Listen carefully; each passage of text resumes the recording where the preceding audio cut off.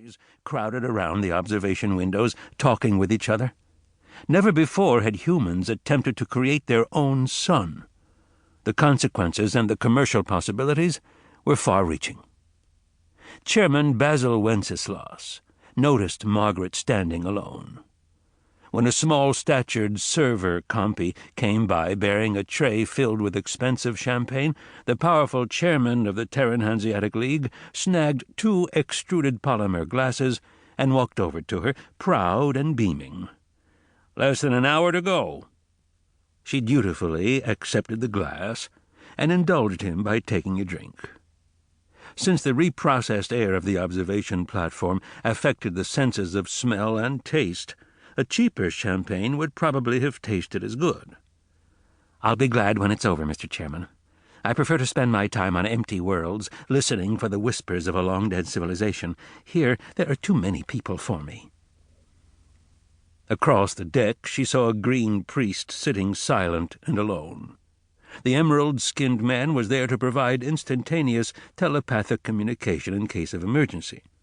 Outside the observation platform hung a ceremonial fleet of alien warliners, 7 spectacular ships from the solar navy of the Ildirans, the benevolent humanoid race that had helped mankind spread across the stars.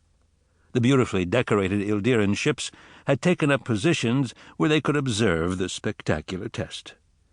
"I understand perfectly," the chairman said. "I try to stay out of the limelight myself." Wenceslas was a distinguished man, one of those people who grew more attractive and sophisticated with each passing year, as if he learned how to be suave rather than forgot how to be physically fit. He sipped his champagne, but so slightly that it barely seemed to wet his lips. "Waiting is always so hard, isn't it? You're not accustomed to working with such a rigid time clock." She answered him with a polite laugh.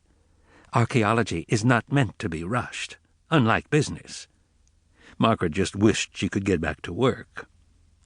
The chairman touched his champagne glass against Margaret's like a kiss of crystal. "You and your husband are an investment that has certainly paid off for the Hanseatic League." The xenoarchaeologists had long been sponsored by the Hansa, but the star-igniting technology she and Lewis had discovered would be worth more than all the archaeology budgets combined. Working in the cool emptiness of Corybus, sifting through the ideographs painted on the walls of Klikiss ruins, Margaret had been able to match up the precise coordinates of neutrons, stars, and pulsars scattered around the spiral arm, comparing them with maps developed by the Hansa. This single correlation caused an avalanche of subsequent breakthroughs. By comparing the coordinates of neutron stars from the Klikiss drawings with known stellar drift, she had been able to back-calculate how old the maps were. Thus, she determined that the Klikiss race had disappeared 5,000 years ago. Using the coordinates and diagrams as a key, as well as all the other information compiled on numerous digs, Lewis, with his engineering bent, had deciphered Klikiss mathematical notations, thereby allowing him to figure out the basic functioning of the torch. The chairman's grey eyes became harder, all business now. "I promise you this, Margaret. If the Klikiss Torch does function as expected, choose any site you wish, any planet you've wanted to explore, and I will personally see that you have all the funding you require." Margaret clinked her glass against his in a return toast. "I'll take advantage of that offer, Mr. Chairman.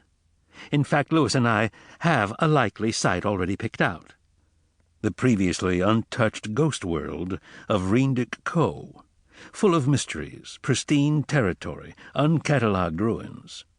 But first they had to do their duty dance here and endure the public accolades after they ignited the gas world below. Margaret went to stand beside Lewis. She slipped her arm through his as he struck up a conversation with the patient green priest who waited beside his potted world tree sapling. She could hardly wait for the experiment to be finished. To her, an empty ancient city was far more exciting than setting a whole planet ablaze. Chapter 2. Basil Wenceslas. Quiet and unassuming,